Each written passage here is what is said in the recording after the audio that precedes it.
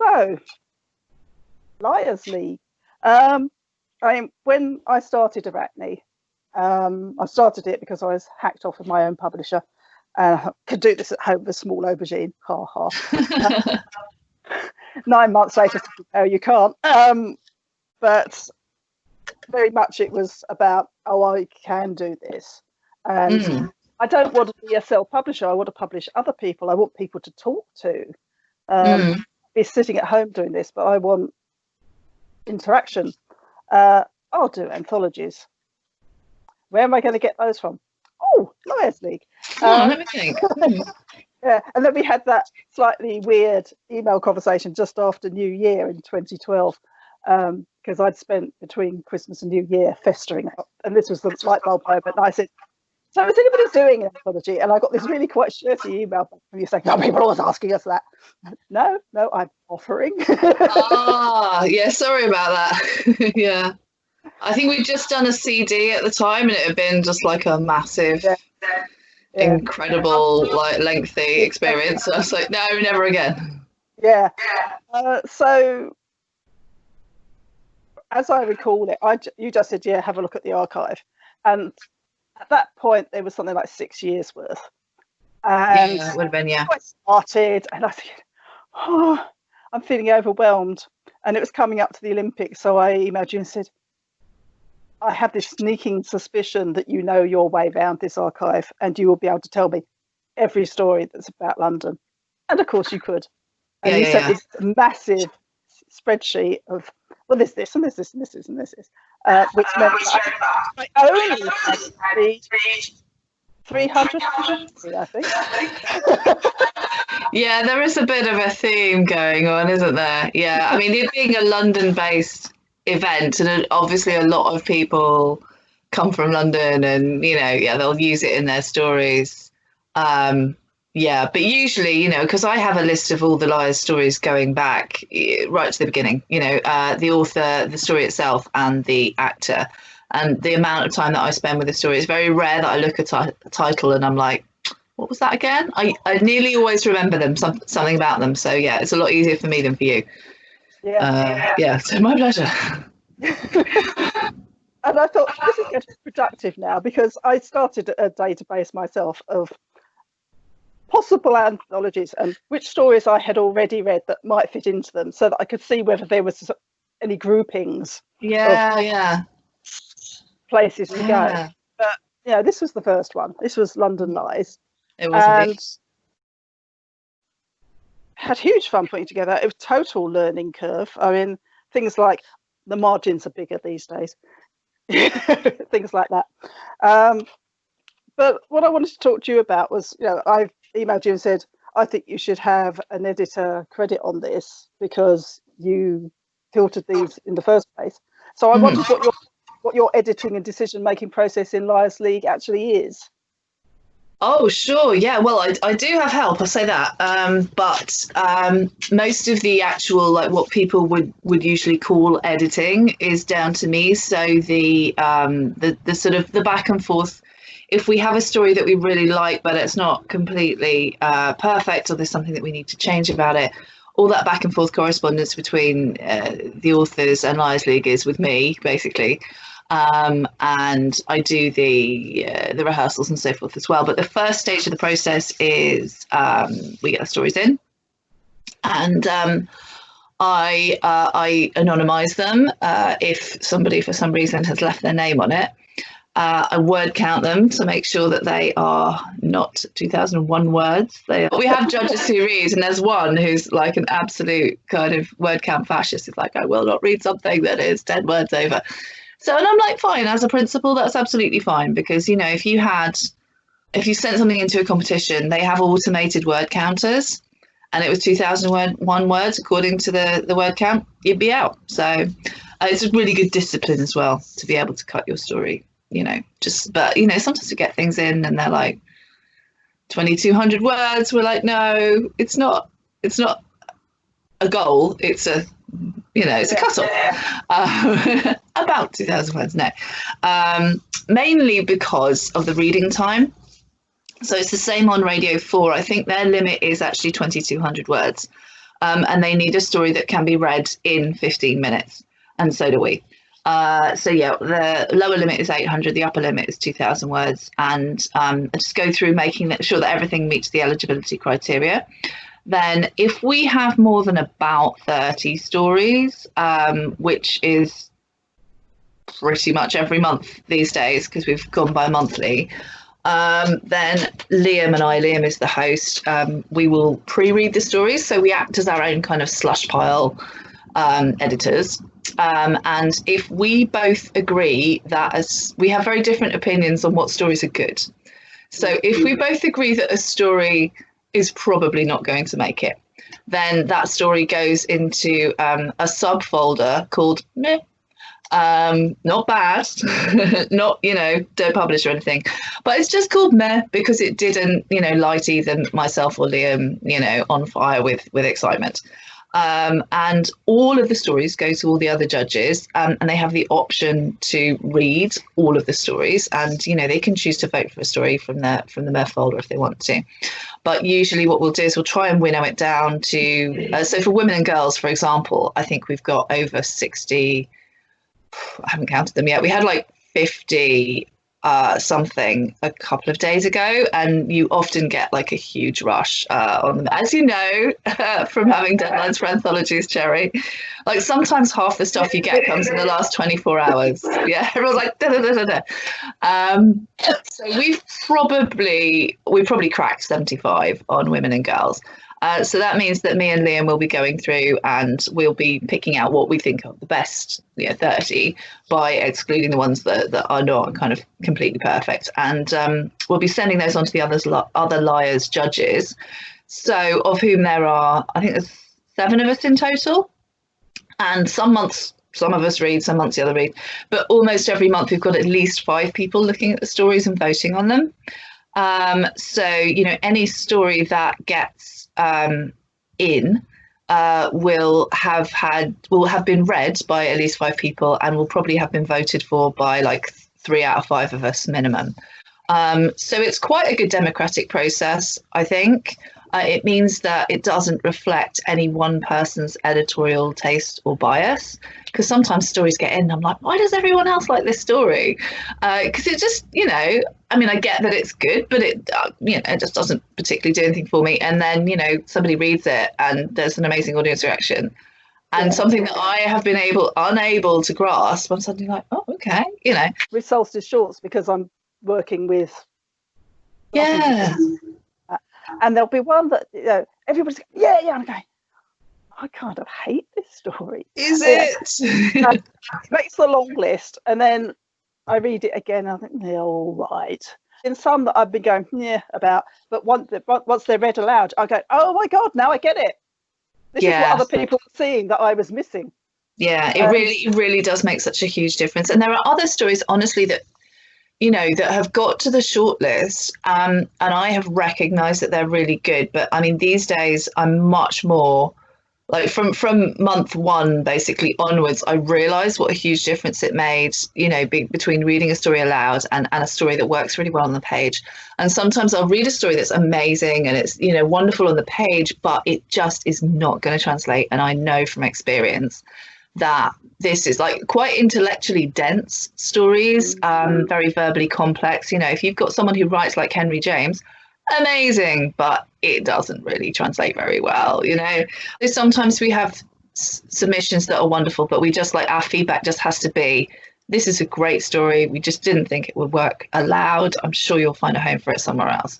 And we do, if we shortlist stories, so if a story gets a couple of votes but it doesn't quite make it in that time, then it'll go on our shortlist, and we try to provide timely feedback for those stories so that the authors can, if there is something kind of that obviously doesn't work, if a couple of judges came back and said, really love this, ending didn't really work for me, or, the setting wasn't clear or something like that, then we can tell them that, they can fix it, and then next time, a problem that's obvious to all of us, but not to them as the author because they're too close to it, it will hopefully mean that story is improved when it goes out again. They'll find somewhere that can take it. And then we, in normal times, non-COVID times, we people come around to my house and we rehearse the stories. And in the rehearsal reading process, edits will almost always be made, because there are just, certain lines that don't work aloud or things that don't need to be said. So yeah, that's the second part of the editing process. The first part is when the story's on the page and I go back to the author and I ask for a cut or a change or something like this. And sometimes it'll go back a couple of times, like through 3 or 4 back and forths. And then the second part of the editing process is when it's read by an actor, and I sit there with a computer or with like a piece of paper, just going, cut this, change that, and then I'll make, if the author's there, fantastic, we can just ask them. And if they're not, then I make the edits and send them to the author for approval. Nearly always they're quite minor, so they are happy. As far as I'm aware, I've not had people complain about the editing process, let's say. They usually feel like the story has been improved by having that attention on it, not just the attention of an editor, a page editor, but the attention of an actor who's kind of thinking, would my character do this? Does this dialogue work? He's coming at it from completely different angles. So yeah, I think most authors enjoy the process and find it helpful. London Lies, do you have any favourites in it that you remember? Ooh, my own, obviously. I think that's one. That's one that I've got one on, isn't it? Yeah, is it the Cats one? Yes, Keep Calm. Yes, that's right. Okay, yes, Keep Calm and Carry On, which was originally called Make Do and Mend, and then this is how long ago it is. Then the Keep Calm and Carry On poster exploded, and I'm like, well, that's obviously a much better phrase for it. Rosalind, give me a quick. The Suitcases in this one. Oh, the suit. Well, I always love her work. Yeah. Incurable Romantic Seeks Dirty Filthy Whore. Brilliant title. Oh yeah, I like Martin's stories because they're always about like terrible dates and failed romantic relationships. Actually, it's a Katy Darby style, but there is definitely a London Liars style. There's a Liars League style. Yeah. We try to be, we definitely err on the side of humour where we possibly can. Yeah, humour slightly in your face. And little bit, kind of shock value or cheekiness sometimes. I think that's why we really like David McGrath's stories. I don't think he's got one in London Lies, but he's got the elephant in Weird Lies. Yeah. That is honestly one of the single best stories that I've read in years, as far as I'm concerned. It's so good. This book was about to go to the printers when I came to Liars League that night, and I only heard half the story because I was late. Wow. And I thought, blimey. And so I said, is this man here? And he said, yeah, he's having a fag. So I went up and I said, Dave McGrath, who are you? Which one's you? Get me Dave McGrath. I have a contract. I have a publishing contract. I wish to send you tonight. You must sign it tonight and send me the story. And he did. Yeah, well, good call. So I squeezed it in. Yeah. Hilarious. Yeah, absolutely. It's hilarious, and it's a total cliche, but it's heartbreaking as well. Yeah, I think it's so sad. It is so achingly funny at the beginning, and then at the end, you're just like, oh god. It's narrated by a gay elephant.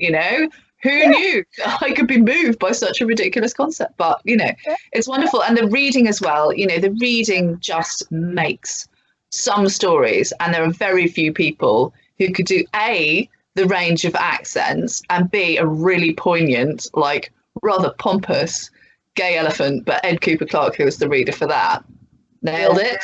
So wearing this wonderful grotty grey jumper as well, sort of being an elephant. Absolutely, yeah. So I have very fond memories of that. That's definitely my favourite in Weird Lies because it is so just bizarre. It truly encapsulates the weirdness. But that's exactly the sort of thing I like, and I actually remember like reading it on the bus as well when I was doing the pre-read, reading it and being really excited because just hearing it in my head and hearing how well it would it would read aloud. I was like, Yeah. oh, I've got to have this. You know, if other people don't vote for this, they're clearly idiots. You know, I don't care. Democracy in this case, I was going to throw it aside. But obviously, everyone voted for it because it's really good. Yeah, of course they did. Um, I think probably my favourite in Weird Lies is Free Cake. Cook Shepherd. I love fruitcake. Love. Yeah. And it's Alex's favourite as well. Yeah. Whenever she's doing a bookstore with me, she's always, there's this fantastic one where people's heads actually explode. Yeah. Yeah. It's a very it's one what I really like about that is just the very simple concretization of a metaphor. You know, so we live in a world, we just have to accept it, where if people get too stressed, their heads explode, and then you, as their line manager, have to deal with like the administrative fallout of, you know, your assistant head of whatever's head exploding.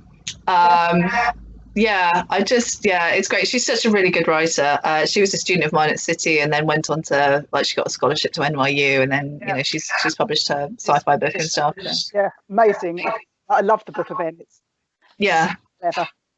You know what's going on, and then you go, oh, okay. No, she's brilliant.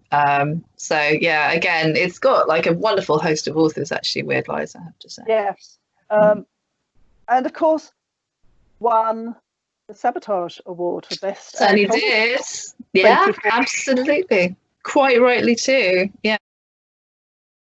Then Love's Lies, of course. We had so much trouble selling this book. Really? Everybody thought, because we was doing it as the alternative Valentine's Day gift. So sure, yeah. You know, don't buy the tired bunch of flowers that are left over at the petrol station. Yeah. Buy this book, and people go, I can't give that to my girlfriend. It's got lies on the cover. Oh, come on, guys. Your relationship is just... I know, right? Yeah. If it's that fragile. If she can't handle that. Yeah. It's just sort of... But over and over again, women were buying it quite happily. Yeah. And I don't know, I'm not comfortable with this. What if she's all suspicious? Oh, how funny. Lid on it, you know. What's your favourite in this one then, do you reckon?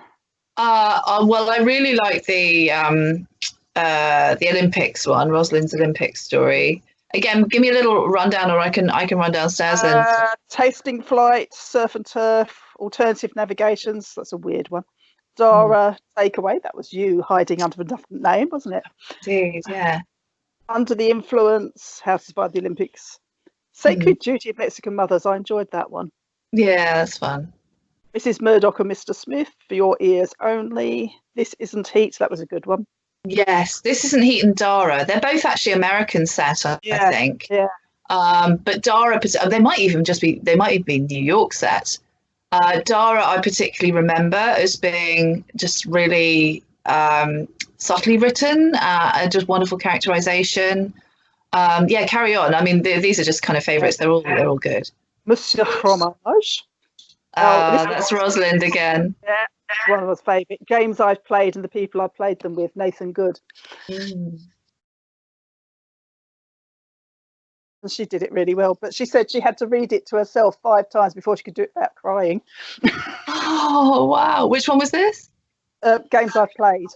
Oh yes, that's right. Yeah. Clever one, that. Speaking in Tongues, By the Horns, Things, Mirror, mine. Something Missing, Cages Swinging in the Moonlight, Painter and the Physicist. I love that one. Oh yeah, that's Tanya Hirschman, isn't it? Yeah. When I asked her, she said, what do you want it for Lover's Lies for? It's not a love story. I said, oh, it is. Yeah, of course it is. Yeah, it was. I think it was in a science and art event. Yeah. But yes, of course, yeah. It absolutely is. And she said, don't see it, but okay. Really? Okay, well, you know. Sometimes you need a reader to tell you what your story's about. Sometimes you do. I mean, I've been interviewed by people who said, oh, and in this story, so's going on. I go, if you say so. Yeah, that's right. It has an independent life. Yeah. Yeah. Once it's on paper, somebody else's job to decide what it's about. Absolutely. You just have to get over it, don't you? Yeah. Skin Deep and A Time and Place Unknown is another one I love. Is that Jason Jackson? Yeah, it could have gone into Weird Lies just as easily. But yes, it could. Yes, is it a sort of time travel love story, that one? Yeah. Do you do that thing?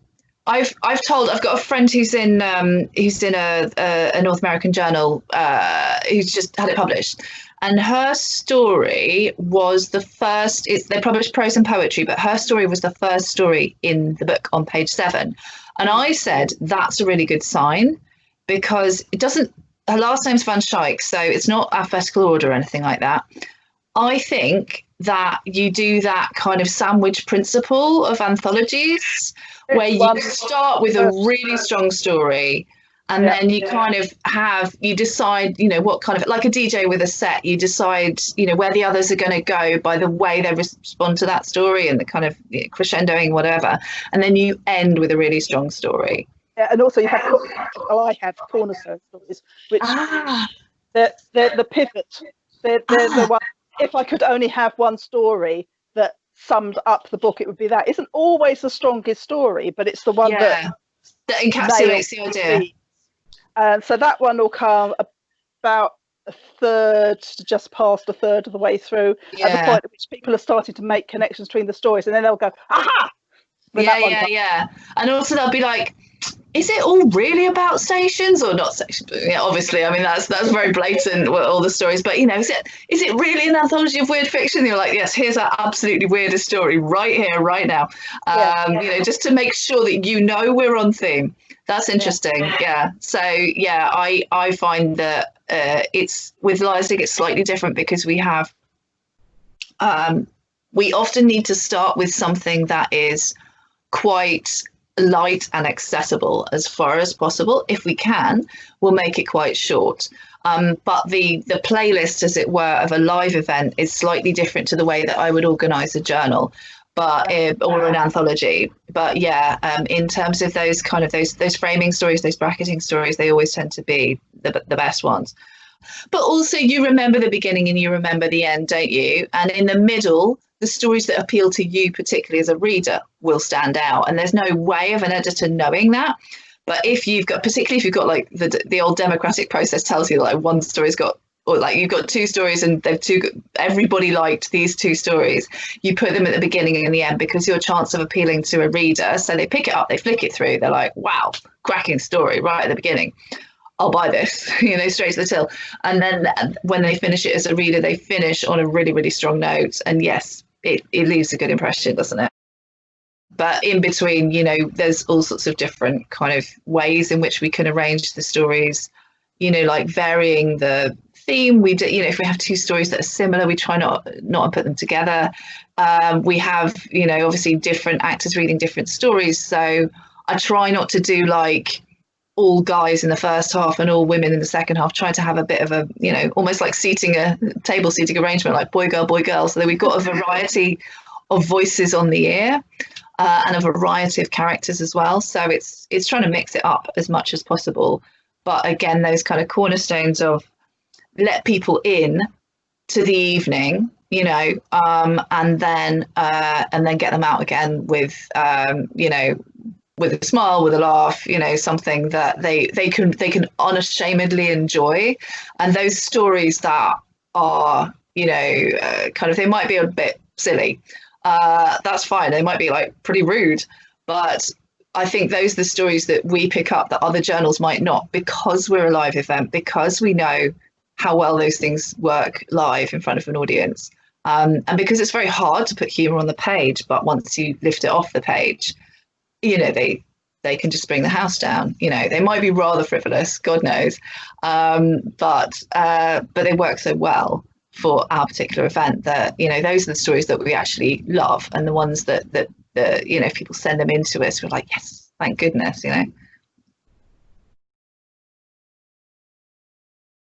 Yeah, which brings us on to She. Mm-hmm. Is our most recent Liars collaboration, And we decided not to have lies in the title for this one because I just couldn't make a title work. And, yeah. What would it be? then, Like women's ladies' lies. Yeah, can you imagine? I know, right? Terrible. And just doesn't work like that. And we ended up calling it Weeshi because J.A. Hopper's story is fantastic, but also what a great title for a book by women. It's absolutely inclusive. Yeah, covers the gamut. Yeah, absolutely. And this is the only one that we've actually gone outside the London liars, mainly because, and I guess this is why you do the women and girls anyway, is that proportionately there are fewer women writing for you, and therefore within that very few black women. And I was not going to do a women's anthology that had no black voices in it. It was purely white. Yeah, good point. And then when it, have you got Arachne's story in there? Is her story? Yeah, brilliant, good. That's she's really good.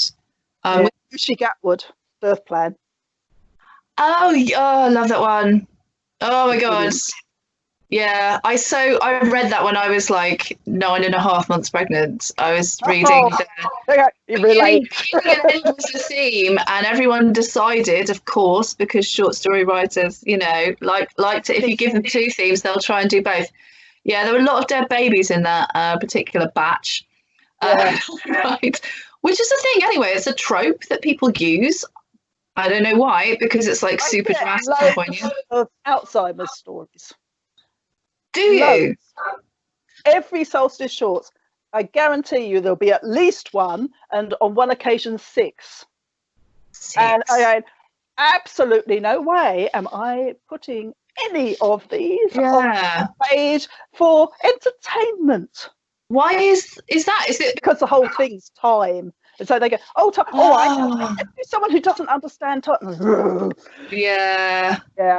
I mean, I see. Yeah. Very, very well written and managed to be upbeat in some fashion before I'll consider it. It's so hard. And there are certain things as an editor, I think, or as a reader, that you just like, thanks but no thanks. And I've read amazing stories about, sort of dead or dying children. So Kate Clancy's The Not Dead and the Saved won the Pritchett, maybe, or the Costa or something like it. Won some big short story award several years ago. And it's an amazing story. But you have to do this so well. You can't be writing about this stuff without bringing something new to the table and not just using it for shock value, I think, or a cheap cut to poignancy. Anyway, and Ushi's story is that wonderful combination again of humor, because it starts off as this list of instructions, this pregnant woman list of instructions to her husband, this is where the loo rolls are, make sure the baby's the blanket is washed, all that sort of stuff. And then it spills over into kind of becoming about her anxieties, about, kind of fear for herself, about how she's going to parent the kid. And it's like, by the end, you're like, oh, it's so good. It's really, really good. Bad Plates and Weeshi. No, it's in Weird Lies. Okay, Bad Places. Oh, that's of course. Yes, that's right. I was like, wait, oh no, because we were talking about Free Cake. Yeah, Bad Plates is wonderful as well. They're all really good. We did have a lot to choose from. The particular stipulation that we have for women and girls, and the reason we started it is because I became curious. I didn't realize, honestly, like how little work is out there for actresses compared to actors until I started doing Liars League. And I was like, bloody hell, even the female writers are writing male protagonists a lot of the time. So we get a story, I'd, open the box, as it were. We'd kind of vote on it. I'd open the box and I'd be like, oh, it's a female author. And then I'd look back at the story, I'd be like, but they're writing a male protagonist again. So I'd get all excited when I saw the name, and then I'd remember that actually we can't cast an actress if it's in the voice of a male character. So one of the stipulations. It's wonderful that as female writers we have the freedom to write anyone we want to, because basically that's the canon that we've been exposed to. I would certainly argue that women can write men a lot better than men can write women most of the time. Now, there are exceptions, but women have a lot more experience of the male view of the world just through being exposed to it very frequently. So we're better able to kind of, you know, get into that skin. In we, she, I'm not sure. Are all the voices female? I can't remember. Yeah, because obviously it's coming from archives of, you know, stories by female authors over the years, and they're not all for the women and girls, you know, night. But so they'll be on a variety of subjects and a variety of different voices. But you know, that's one of the stipulations now, and it's something that I think is how it should be. It should be like literally giving voice to women, because the authors themselves might be unable to read their work. It means that we do have a female voice reading. It can be third person, obviously, but you know, the protagonist should be female. Yeah, the only male voice is Elizabeth Hopkinson's Desperately Seeking Hephaestion, which I just adored. Oh yeah, such a lovely. Yeah, she gets a pass, I think. Clever. Yeah. Entertaining. Yeah. She can be the token male. Well, exactly. And I thought that was quite appropriate, really. Absolutely. Yeah. Also, I've seen that painting, and it's something I do when I'm going around gore-bliney paintings in galleries, is I start putting words into the mouths of the people. So you imagine the kind of the drama, don't you? Yeah, so I don't care what the painter thought they were painting. This is what's really going on here. Yeah, very much like the stories, you know, where you may not have realised what's happening in your own story, but the reader's like, oh yeah, of course, it's about this, isn't it? Okay, sure, why not?